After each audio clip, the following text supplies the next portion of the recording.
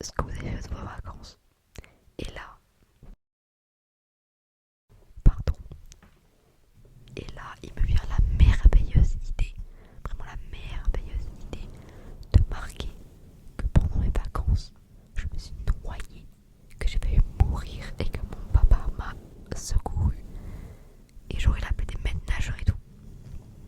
Donc moi, toute contente, j'écris, je donne la lettre au professeur. Le professeur, en rentrant chez moi, appelle ma mère. Je ne le savais pas. Je rentre de l'école toute contente. Ma mère m'attrape et me dit: Inès, qu'est-ce que tu as fait? Qu'est-ce que tu as dit? Moi, je dis mais rien et tout. Et genre, elle me dit: tu vas écrire une lettre d'excuse à ton professeur en disant que tu as menti et tu la liras devant toute la classe. Moi, j'étais déjà harcelée à cette époque. Si je disais devant toute ma classe que j'étais une grosse menteuse en plus, j'allais me faire me tuer. En fait, on allait me tuer, c'est sûr. Du coup, je dis à ma mère: ah, mais il fallait pas raconter une fausse histoire, donc la double mensonge. Je remens, mais à ma mère cette fois, je lui dis: mais je pensais qu'il fallait raconter une fausse histoire.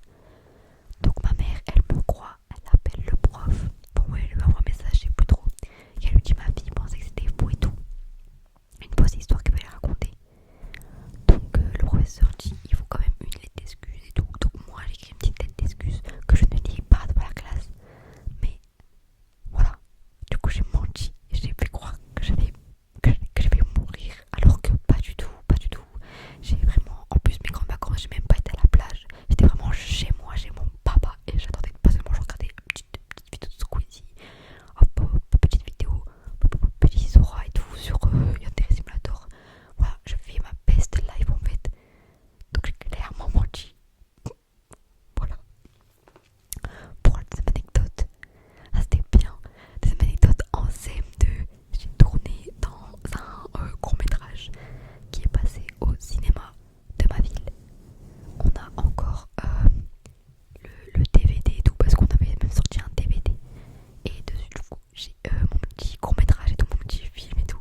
Et il faut savoir que sur ce court métrage, je jouais le rôle principal. Et jouer un rôle principal quand on est harcelé et que la tenue est plus ridiculisante que les vêtements que je portais tout le long de l'année. Pas ça, mais bah, ça c'était pas ma faveur quoi. Elle avait volonté de nuire. Camille, la réalisatrice de ce film de Piu Piu. Pardon, non, pas de gros mots. La réalisatrice de ce film. Je t'ai pas oublié et je vais te retrouver un jour. Bref. Anecdote suivante. Ma table de 7, je l'ai apprise en dormant. C'est-à-dire que ma mère et mon beau-père étaient à fond sur l'école. Genre vraiment, je devais réussir à l'école. J'ai arrêté l'école là. My bad. Bref, j'étais à fond sur l'école. Je devais tout savoir, tout réussir, patati patata. Et un jour, du coup, vient l'état de multiplication. J'ai mis 4 ans à les apprendre et à l'heure actuelle, je les ai toutes oubliées. Je n'ai plus aucun souvenir de mes tables de multiplication à partir de la table 5. Voilà, je suis vraiment une merde en mathématiques. Une grosse merde en mathématiques, je suis désolée. My bad encore une fois. Bref, un soir, mon père me dit: aujourd'hui, tu apprends à table de 7. Moi, grosse galérienne que je lui dis oui, oui, oui, oui. Et je révise du coup. Il attend 1 heure, 2 heures. Arrivé le soir, il prend mon cahier de multiplication, il se met devant moi et il m'interroge. Il me dit des nombres au hasard.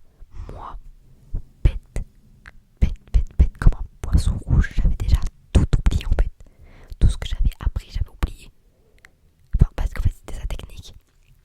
Il me faisait lire mes leçons et tout. Il attendait plusieurs heures. Et avant que j'aille me coucher, il m'interrogeait.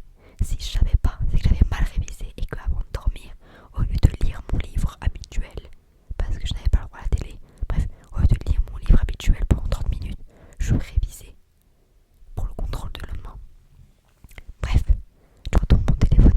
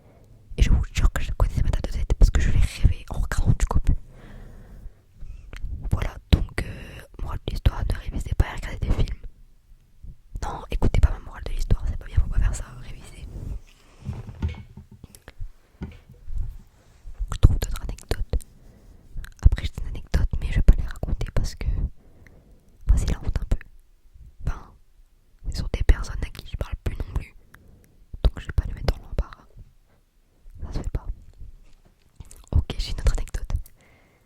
À l'époque, du coup, quand je me faisais harceler au collège, en primaire, etc. Bref, là c'était à l'époque du collège. J'habite dans le nord, mais j'ai déménagé dans le sud. Mais il faut savoir que sur internet, les gens me retrouvaient du coup. Et à un moment, ils ont créé un groupe Insta. Sauf que les personnes en question, je ne connaissais pas leur identité, vu que j'étais en train de me faire harceler par un groupe de Shrek. Ouais, ouais, un des Shrek, genre vraiment ils avaient tous des bébés Shrek, des noms avec Shrek dedans et tout. Et moi j'étais là dans le groupe et ils m'insultaient tous, ils connaissaient toute ma vie. J'étais en mode mais wesh, mais pourquoi Shrek connaît ma vie en fait? J'ai raté un truc, genre Shrek, il connaît toute ma vie. En plus Marcel, mais wesh, Shrek, il a changé. Moi j'étais pas de Shrek, donc moi j'étais un peu déçu. Bref, à ce moment-là je décide d'ajouter dans ce groupe un ancien ami à moi. Et sauf qu'en fait, mes harceleurs, ils habitaient dans la ville de cet ami en question. Sauf que du coup, ils voulaient l'attraper et tout. Et moi, j'étais en mode, mais je peux rien faire en fait. Je te fais agresser par des Shrek de ma pote. Parce que de base, il m'agressait moi, les Shrek. Du coup, on était deux en train de se faire agresser par des Shrek. Et je vous jure, c'était n'importe quoi. Et plus je quittais, plus il y a des Shrek qui venaient m'ajouter. Après, il y avait l'âne qui m'ajoutait. J'ai pas compris en fait. Je ne comprenais pas pourquoi Pixar ou Disney, je sais pas quoi, était contre moi. Je comprenais pas ce que j'avais fait en fait dans leur vie. Bref, c'était assez compliqué comme histoire. Ok, une dernière anecdote vite fait. Je pense que je ferai des parties 2. Enfin, une partie 2 parce que là, j'ai raconté des histoires, enfin des anecdotes. Pas ouf en divertissement, mais bref. Une fois, je vous raconte l'histoire de comment je me suis fait une fissure au genou et que depuis chaque hiver, mon genou me nique ma mère, tout simplement en fait. Mon genou me tue. Tous les hivers, mon genou, il me tue, il veut ma mort en fait. J'allais à la boulangerie un soir pour aller chercher le pain parce que ma mère m'envoyait moi aller à la boulangerie. Je détestais ça parce que j'avais une phobie sociale et je l'ai toujours à cause du harcèlement et tout. Et je même demander une baguette de pain à l'heure actuelle, c'est compliqué. Alors à l'époque, en plein harcèlement, je vous jure que c'était limite impossible. Mais bref, je vais à la boulangerie, j'attends devant la porte. Et là, la porte s'ouvre derrière moi. Du coup, parce qu'il y avait la queue devant moi, du coup j'étais vraiment collée à la porte. Et en fait, devant moi, vous savez, genre en bas des portes, il y a un truc en fer alors qui se rabat contre la porte. Enfin, genre sur le sol, il y a un truc genre haut comme ça, genre à peu près.